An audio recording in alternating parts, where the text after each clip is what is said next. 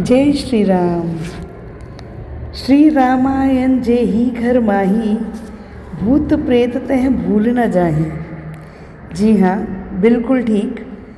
जिस भी घर में रामायण का पाठ होता है या रामायण देखी जाती है या रामायण सुनी जाती है, यानी रामायण के बारे में जिस भी घर में चर्चा होती है, उस घर में कलह कलेश नाम के भूत प्रेत तो बिल्कुल आ ही नहीं सकते। वो घर हमेशा प्रफुल्ल रहता है, प्रोस्परस रहता है। तो आज मैं आप सबके सामने रामायण के बारे में कुछ परिचय देना चाहूँगी, और इस परिचय के बाद मैं एक सीरीज़ बनाना चाहूँगी। कोशिश करूँगी कि आपको रामायण की हर बारीकी के बारे में इस छोटे से सीरियल के माध्यम से बता सकूँ कि रामायण की क्या क्या बारीकियाँ थी। रामायण भारतीय संस्कृति की एक बहुत ही अमूल्य धरोहर है। ये हमारी लेगेसी है। भारत में ही नहीं, अभी तो पूरे विश्व में हिंदी साहित्य का, इस पुस्तक का बहुत ही महत्वपूर्ण स्थान है। सबसे पहले रामायण की रचना महर्षि वाल्मीकि ने संस्कृत भाषा में की थी। बाद में तुलसीदास जी ने इसे हिंदी भाषा में रामचरित्र के मानस के नाम से कविता के रूप में लिखा था। रामायण एक ऐसा ग्रंथ है जिसका हिंदी साहित्य में महत्वपूर्ण स्थान है। भारत में इसका महत्वपूर्ण स्थान है। भारत के लोग इसे बहुत श्रद्धा व सम्मान से पढ़ते हैं, परंतु पूरे विश्व में कई देशों में इसका बहुत ही महत्वपूर्ण सम्मान है और वहाँ के लोग भी इसको पढ़ते हैं, सुनते हैं, इसके प्रमुख चरित्रों का भी अनुसरण करते हैं। और इसका मुख्य कारण पता है क्या है? क्योंकि इस ग्रंथ में जो रिश्तों का सम्मान करना सिखाया गया है, वैसा विश्व के किसी भी दूसरे ग्रंथ में वो व्याख्या नहीं मिलती है।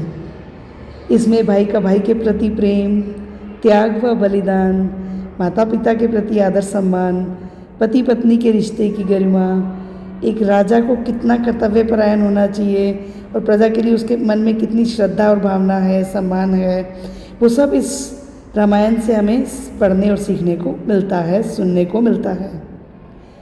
इसका प्रत्येक चरित्र अपने आप में कंप्लीट है, पूर्ण है। चाहे वो श्री राम हो, सीता जी हो, लक्ष्मण हो, राजा दशरथ हो या रावण जैसा राक्षस क्यों ना हो, सभी अपने आप में पूर्ण नज़र आते हैं। यहाँ तक कि मंत्रा का एक छोटा सा चरित्र है इसमें, उसको भी आप अधूरा नहीं कह सकते, क्योंकि उसने उसके चरित्र से पूरे रामायण में ही बदलाव आ जाता है।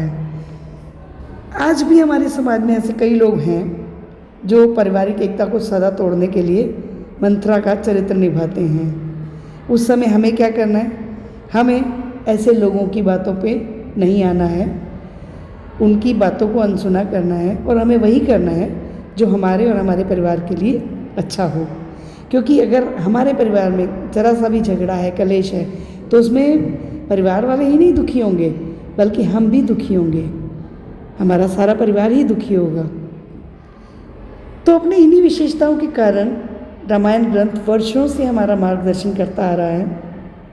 रामायण जैसे ग्रंथ के कारण या लाखों बुराइयों के बावजूद भी हमारा समाज पूरी तरह से बिखर नहीं पाया है, और इसी वजह से ही हमारे समाज में आज भी रिश्तों का सम्मान किया जाता है और अपने बड़े बुजुर्गों को आदर दिया जाता है।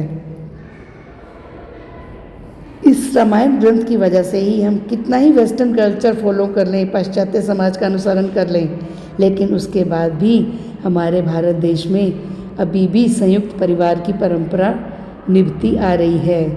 और संयुक्त परिवार के क्या महत्व हैं, एक किसी संयुक्त परिवार में रहने वाले व्यक्ति से पूछिए तो आपको समझ आएगा कि संयुक्त परिवार की क्या महत्ता है। मानती हूँ हर चीज़ में कमियाँ होती हैं, अगर कमियाँ कम और फ़ायदे ज़्यादा हैं तो हमें वो पैटर्न हमेशा फॉलो करना चाहिए। और ये एक संयुक्त परिवार के बारे में ही मैं कह रही हूँ। बड़े बुजुर्ग होंगे, थोड़ी रुकावटें आएंगी, थोड़ा वो हमें किसी बात के लिए रोकेंगे, लेकिन जो वो प्यार हमें देते हैं और जो हमारे बच्चों का वो मार्गदर्शन करते हैं, उससे बड़ा एडवांटेज, फ़ायदा मैं नहीं समझती कि कोई और होगा, क्योंकि हमारे बच्चों में जो संस्कार आते हैं वो हमारे बड़े बुज़ुर्गों से पहले आते हैं, फिर हम उनमें बढ़ते हैं। तो संयुक्त परिवार की महत्ता बहुत है और रामायण में हमें इसका पूरा जो है चरित्रण मिलता है। आज के इस भौतिकवादी युग में सारा संसार दुख और अशांति की आग में जल रहा है। हाँ, चारों तरफ मार काट और अफरा तफरी मची हुई है। करोड़ों अरबों रुपए दूसरों के विनाश पर खर्च किए जा रहे हैं। दो देशों में कितना महायुद्ध चल रहा है जो कि ख़त्म होने पर ही नहीं आ रहा है। तो इस सब से जब हमारा मन परेशान हो जाता है तो ऐसे समय में अगर रामायण का एक भी हम सीरियल सुन लेते हैं या पढ़ लेते हैं तो हमें एक शांति का एहसास होता है। यही नहीं, अगर हम इस पुस्तक को ध्यान से अध्ययन करें या सुने और इसके उपदेशों का विचारपूर्वक मनन करें तो उससे हमें जीवन जीने का एक नया दृष्टिकोण मिलता है। तो हमें जो है ना पूरे ध्यान से और मन से इसको पढ़ना सुनना चाहिए।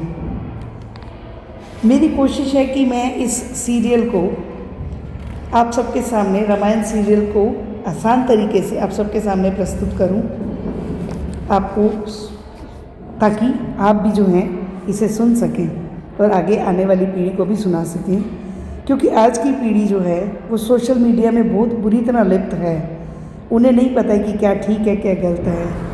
अगर आज की बाल पीढ़ी को हम उन्हें प्रतिदिन एक भी सीरियल सुनने के लिए प्रेरित कर दें या साथ बैठकर मिलकर सुने, ताकि आप जो आपको समझा सकते हैं उनको अच्छी बातें उसमें आप उनको साथ साथ समझाते चले जाएं, तो आप समझिए कि आप जो हैं एक आदर्श माता पिता का कार्य निभाने की एक और सीढ़ी चढ़ रहे हैं। तो आप कृपया करके अपने बच्चों को यह सीरियल ज़रूर सुनाएं और अपने बच्चों का और इस संसार का भला करें। अभी का जो इंट्रोडक्टरी पार्ट है मैं यही समाप्त